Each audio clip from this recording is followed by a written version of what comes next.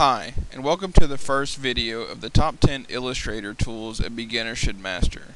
The focus of this series is to get you working in Illustrator a little bit faster by just explaining the top 10 tools on the toolbar you'll probably be using the most. When I first began using Illustrator, I had used Photoshop, so I was somewhat familiar with the different tools on the Illustrator toolbar. Some are the same as the Photoshop toolbar, but many of them are different. So let's get started. First, let's start by opening a new document. Name doesn't matter unless you want to save it. Size doesn't matter. Units, let's just start with inches and make a 10-inch by 10-inch square RGB color.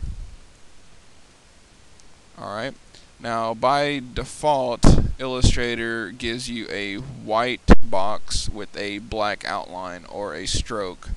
For the purposes of this tutorial, we're going to make a black box. So doing that, we take the black that's on the stroke here and drag it over the white, and it makes it a black fill. And let's go ahead and take the stroke off by clicking on this red dash down here. Alright, let's get rid of our colors there.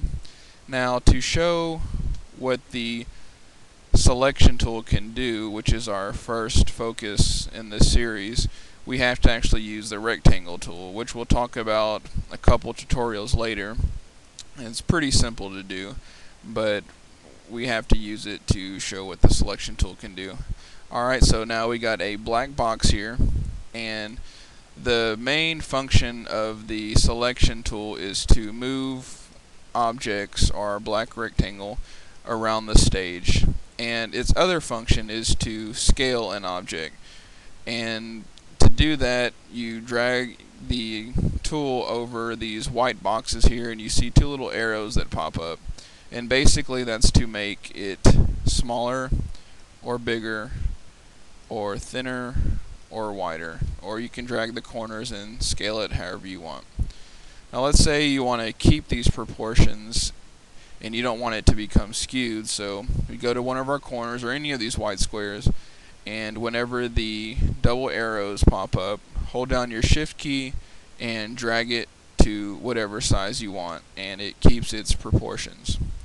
And that's pretty much the function of the select tool.